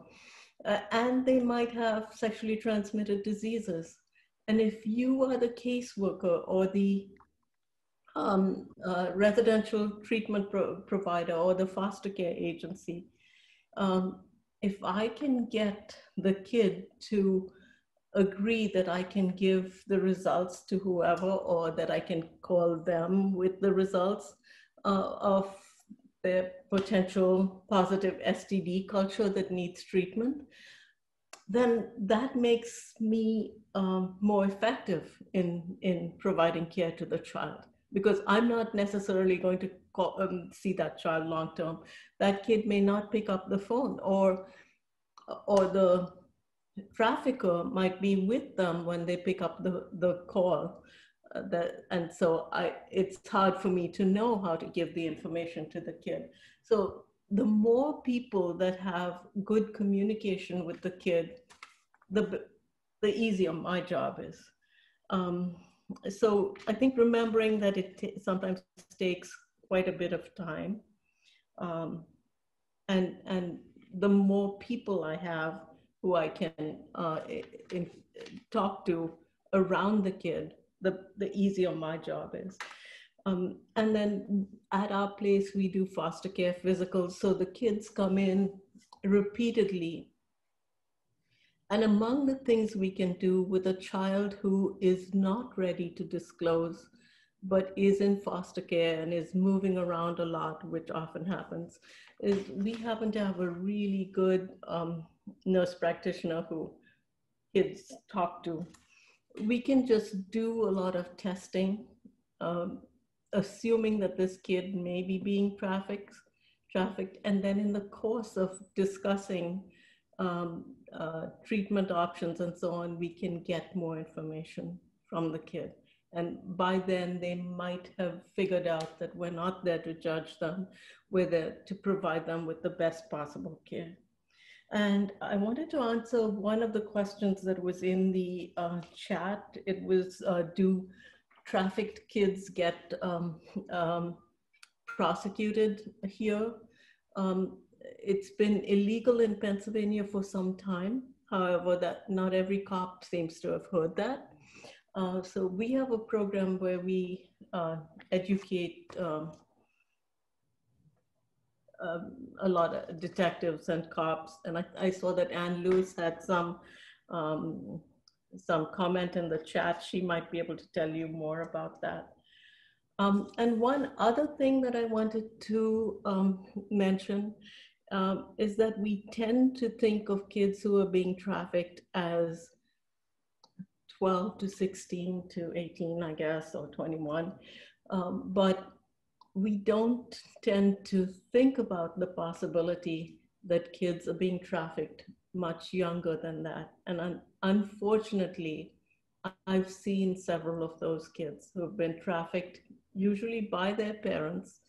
I've seen a kid as young as 5, and you know, I saw 2 10-year-olds not long ago.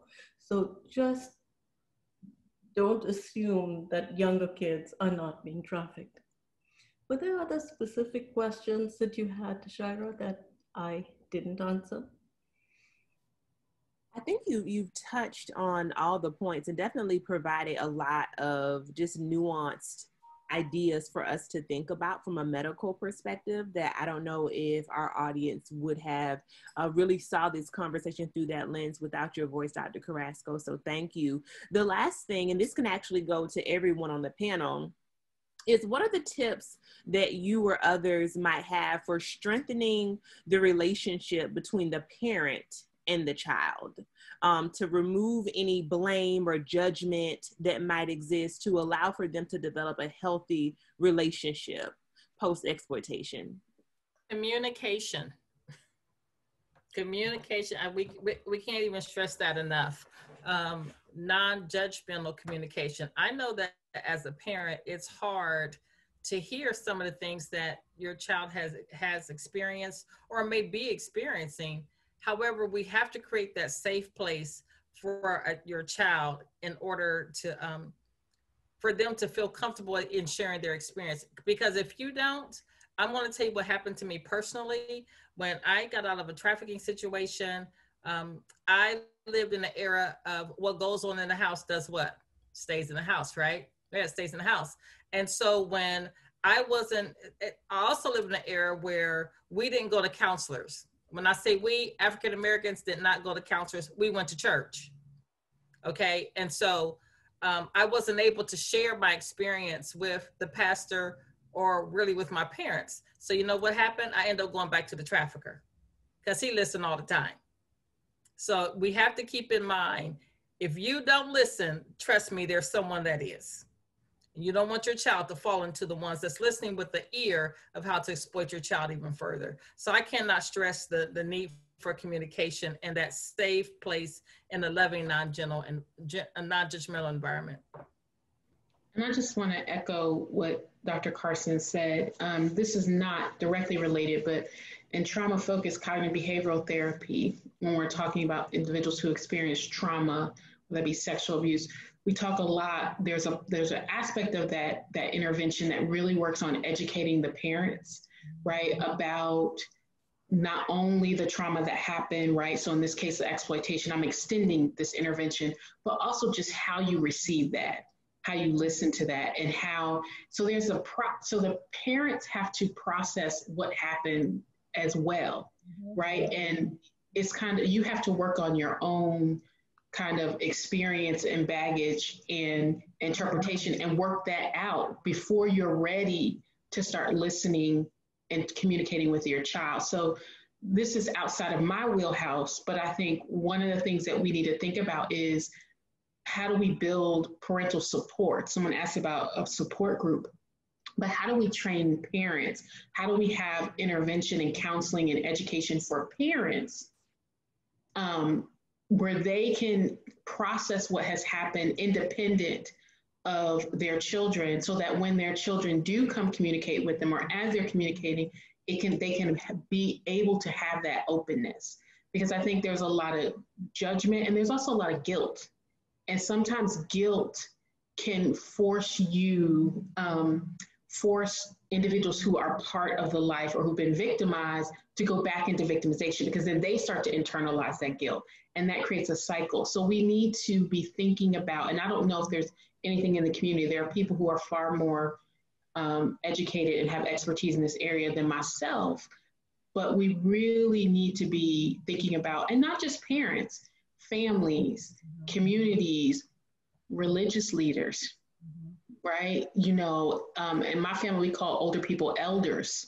That's a big thing in my family, the elders being very judgmental about things that have happened, and how do you kind of welcome someone back in, and how do you process what happens, so that we're not putting that burden on the individual who has experienced the trafficking or been victimized.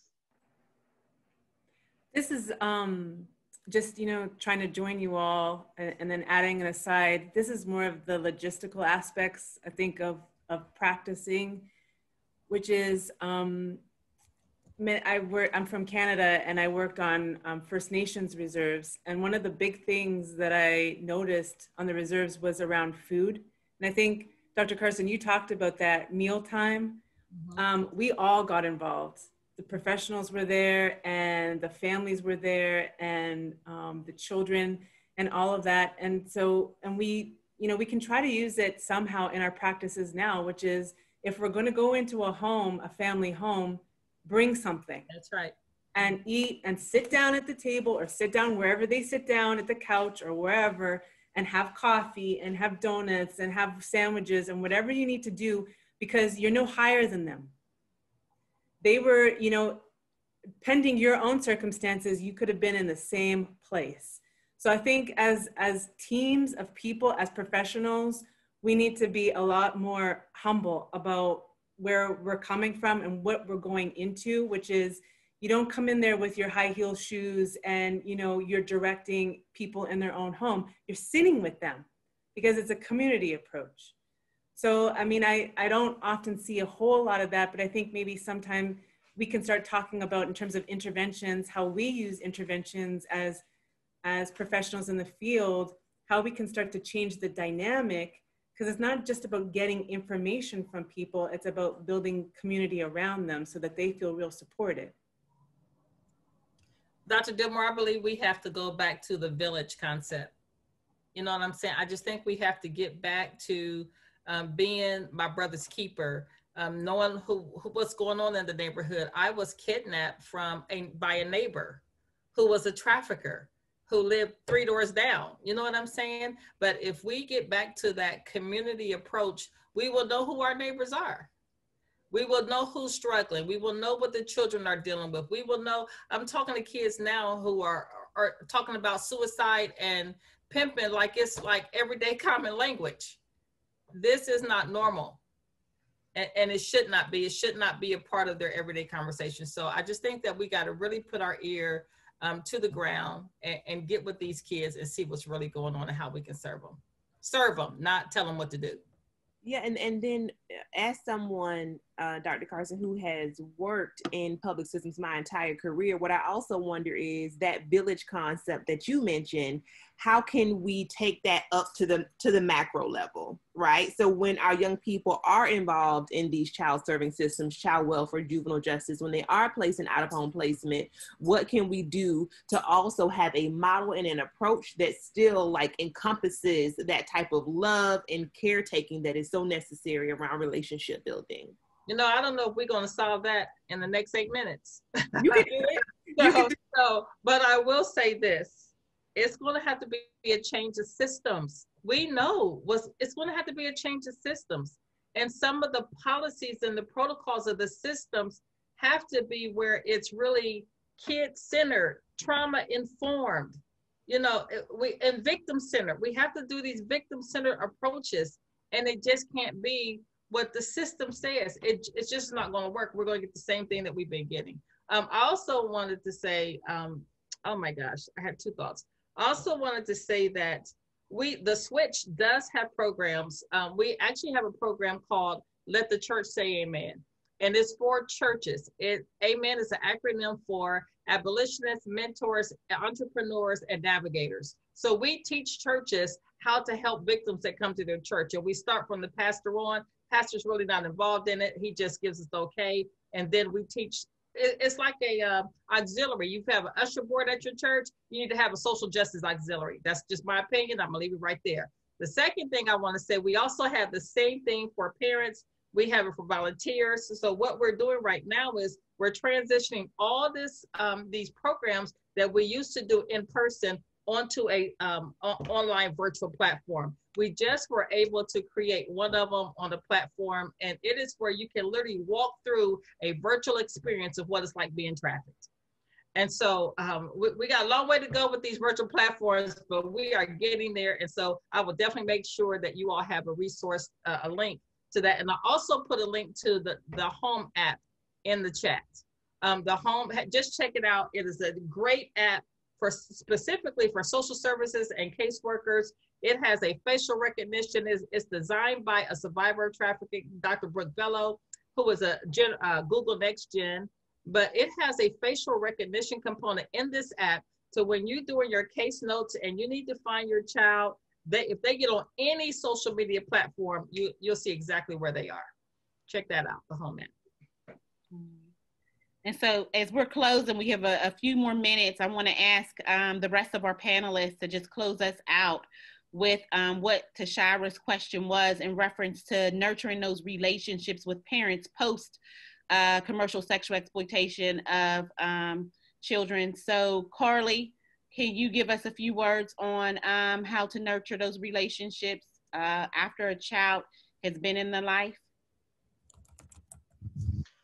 Just be very supportive, attentive, constantly giving encouraging words on the days that they're feeling low, bring them up.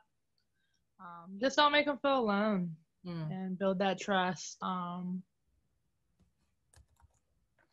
Thank you. Dr. Carrasco?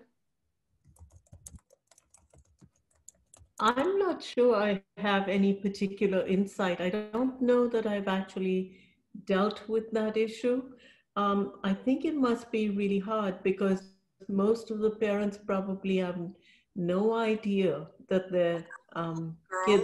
So I was such a big dreamer. Okay. Sorry? All right, thank you. Jackie? Sorry, I just needed to find my button for a second. So yeah, I agree with what everyone's saying, and I think, you know, communication is the key. So as much as we can talk about, you know, openness around sex, and, you know, make it a comfortable conversation, you know, that it's not this, you know, dirty little secret. So when, you know, somebody's asking you for a picture, or, you know, the first time somebody says something, that, you know, our young people, you know, as a parent, that you feel comfortable having these conversations and setting the tone. And, you know, I really would love if, you know, more of our parents and our schools and providers and anyone who come in contact with young people could talk about what, you know, trafficking or sexual exploitation is, so that way when it might come around, you know, maybe young people have a name for it, or maybe that they know that this is something that somebody told me about. The more we can do to, you know, open the language about it, the more young people will be warned. You know, it's just, we talk about doing drugs, we talk about, you know, all of that, and you know, we show children pictures of you know, drug paraphernalia, and we arm them with, you know, how to talk about it and how to steer clear. And we don't do that enough with sexual exploitation. I would agree. Dr. Blake, I know you, were you gonna add?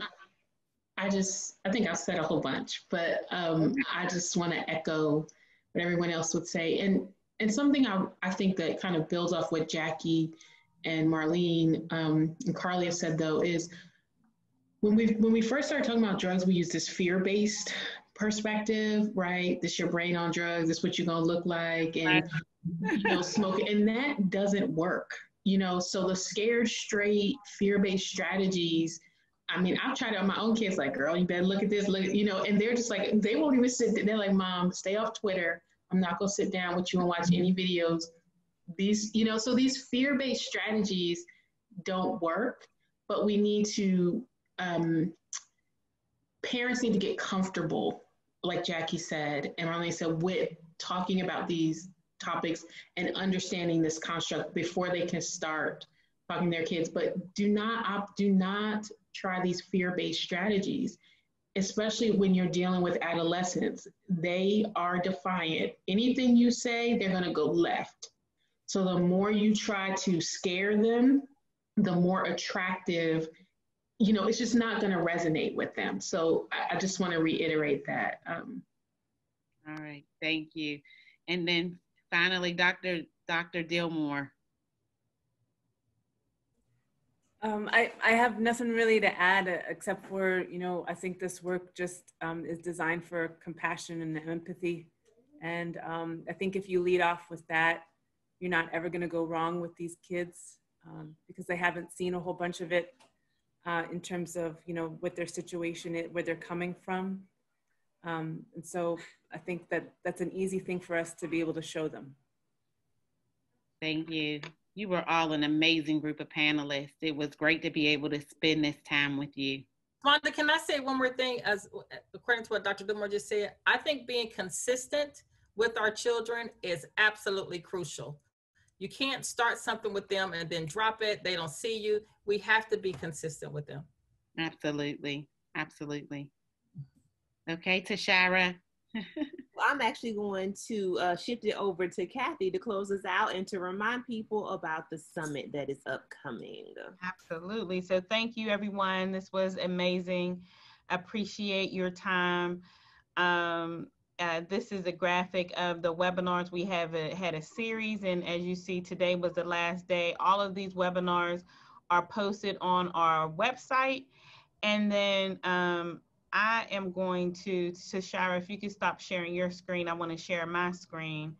But then I also want to uplift the summit, which is coming up the week of, you know, September 21st. You know, when we moved into COVID and knew that we wouldn't be able to be in a space for the 2 days, what did? We made it a full week. So we have a lot of different activities that we would love to have you all come and be a part of. You can go to our website and see that. I want to take time to uplift. I already talked about one of our awardees for our See the Best in Me awards ceremony, Jackie Hoover, but also want to uplift Dr. Carrasco, as well as the work that is done at A Child's Place. They are also recipients, and so we want to celebrate them and uplift those that are doing the work, addressing the issues as we talked about today. So that is on September 23rd. Everything is virtual except for our kickoff, which is on September 21st. Again, you will see information on our website. Last but not least, within Gwen's Girls and the Black Girls Equity Alliance, we have several different work groups, and our juvenile justice work group have been working diligently to try to understand the school to prison pipeline here in Allegheny County. And so we have a report that'll be coming out next week. We're having a press conference on Monday, but then we also have scheduled an emergency town hall meeting that will happen on next Thursday. And if you all can see this on my screen, so it'll also be virtual, and this will be up on our website. I will also be sending this out through the email. And we're excited about this because it's not just to talk about the data. It's also mainly to talk about the solutions. And so we have several of the key systems administrators and people who are will be instrumental in helping us to collectively make that change. So we have the superintendent of Pittsburgh Public Schools, Dr. Anthony Hamlet. We have an entity that's often left out, are the teachers. And so we have the president of the teachers union coming on. We even have the chief of police for Pittsburgh Public Schools, as well as we have Commander Lando from the City Police Department. And then we have several of our partners from like the ACLU and Education Law Center, people who have been with us that are authors, co-authors in this report to help us to really, have a better understanding of where these numbers are coming from. And I don't know if you all saw in the chat when I said that disorderly conduct charge, you'll see that here in Pittsburgh, Black girls are, referred to the juvenile justice system mostly by the school system, so Pittsburgh Public Schools. And then when we broke that down and looked at what are the charges, they're mostly disorderly conduct or those subjective charges that we know can actually be diverted out of the juvenile justice system. So come in here and start to be a part of the work of the solutions. And so look forward to that next week.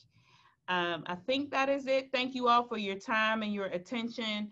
I see there's a few more things in the chat. Check out the chat, check out our website. I wasn't able to get my gear up here, but we have some masks as well as some t-shirts and things on sale. That is also will be on our website. So thank you again. We're over time. We're at 5:04 and we try to stay as close to time as possible. So thank you all for your participation. This was wonderful. And thank you, audience, for joining us. Look forward to hopefully seeing you next week and at the summit.